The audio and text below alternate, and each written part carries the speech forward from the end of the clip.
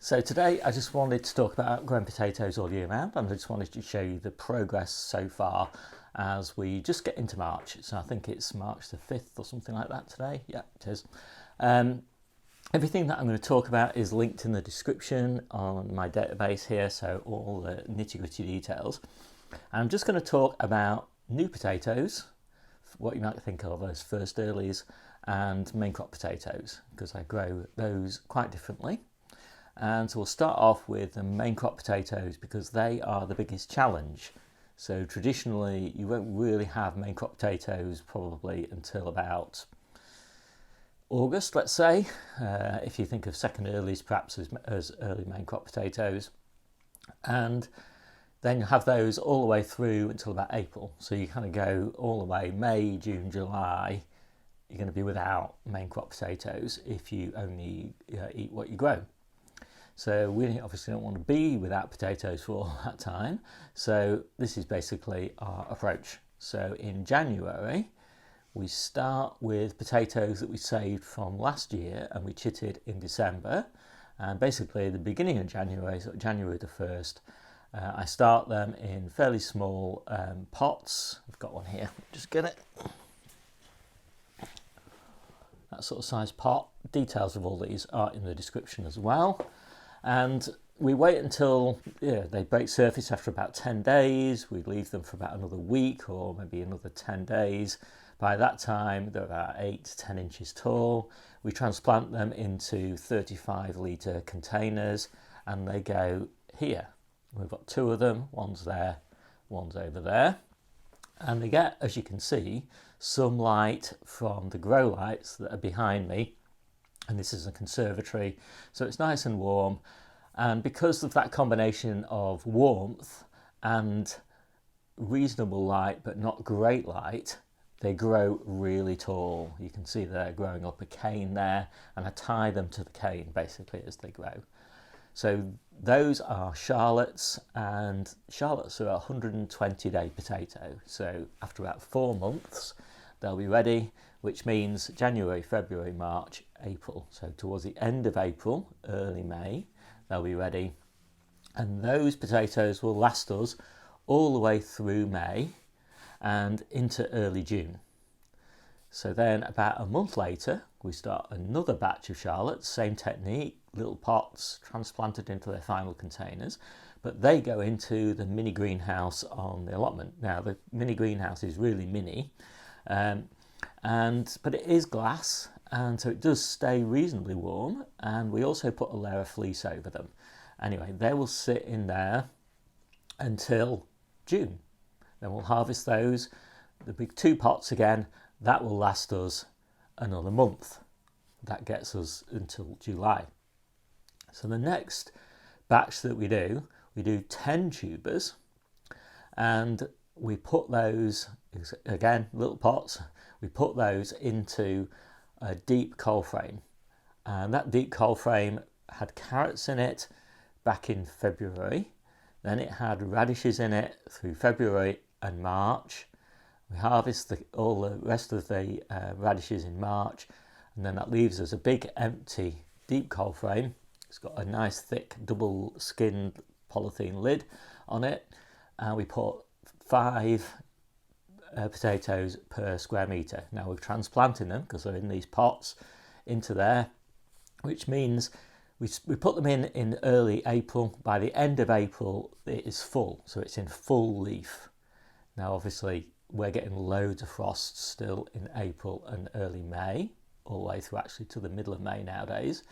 And so not only do we need the coal frame top closed, but we also need an extra layer of fleece to make sure that they survive.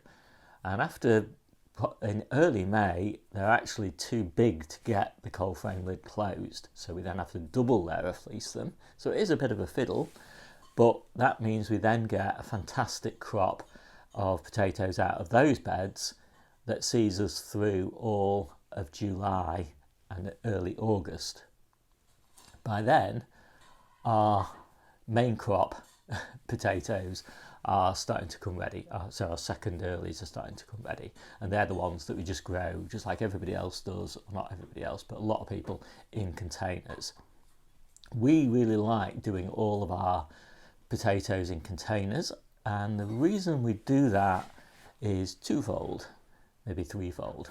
The first thing is we don't have space to grow them anywhere else, but we've got patio space, and so around the edges of the patio we just have, and down the side of the house we just have loads of these containers. Second thing is watering, that on the allotment we don't have access to that much water, so it's a lot easier. Potatoes need a lot of water, so we have got plentiful water, of course, at the house, rainwater as well, off the roof. So we can keep them well hydrated, which means we get a nice yield. They're easy to harvest. We've got plenty of things to use the spent compost for. But actually, I think what we've discovered is the nicest thing about growing them in potatoes is that they keep really well. And harvesting potatoes right now, for example, in March, they taste and look as good as when we were harvesting them back in September. And that is just a unique thing, really, I think, about leaving them in damp compost in their original containers. So we really like that. We also like the fact that we know exactly how many we can use each week.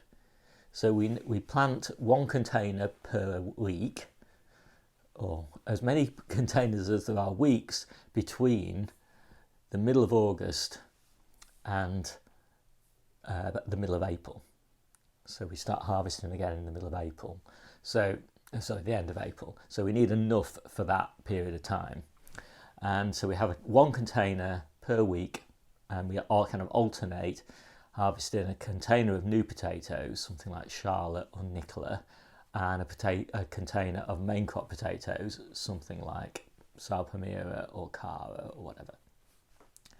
And it just makes it really easy to manage, because previously, you know, we used too many or too little, but now we just use one container a week. It's really easy. So that is the main crop potatoes. That's how we have main crop potatoes all year round. So when it comes to new potatoes, it's a similar sort of technique, but we just start them a bit later. So we start, rather than starting them at the beginning of January, there's no point really for us doing that, because we've still got plenty of new potatoes in their original containers from last year, and we will have those all the way through, as I say, until kind of the middle of April. So what we want is to start them towards the end of January. Again, for the very earliest ones, we will start them in little pots and transplant them, and we do it every 2 weeks. So every 2 weeks we do 2 containers, and we'll only do the first 3 successions in little containers that get transplanted.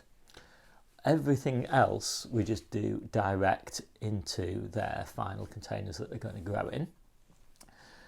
And the only tweaks really are that for the very first ones, the ones that we're going to be harvesting towards the end of April, we start them in these, we transplant them into a 35 or 30 litre container.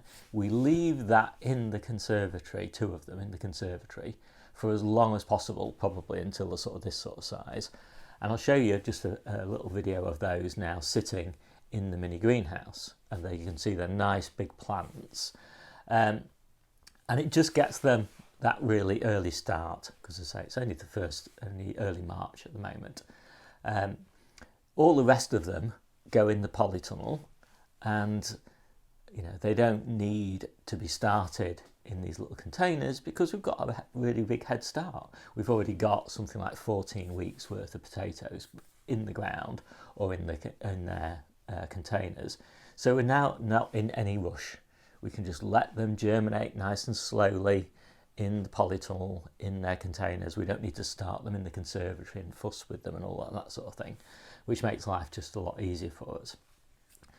We do like starting them in containers nice and early because of that flexibility to start them in little pots, to transplant them, to move them from the conservatory into the mini greenhouse, from the mini greenhouse into the polytunnel, from the polytunnel to outside, you know, just move them around to an environment that suits their needs at different times of year. So that is pretty much it. Now I have got a little ebook that's linked down below. One of the chapters in that book is How to Grow Potatoes All Year Round. It goes through basically the content of this video, and it's got lots of other videos, how-to videos and progress videos and all that sort of thing. So take a look at that if you want more details. And as I say, the actual sowings, all the different successions and all the different varieties, you can find all those details again linked in the description below. So hopefully that wasn't too confusing. My name's Steve, this is the Seaside Kitchen Garden and Allotment channel. I'll see you soon.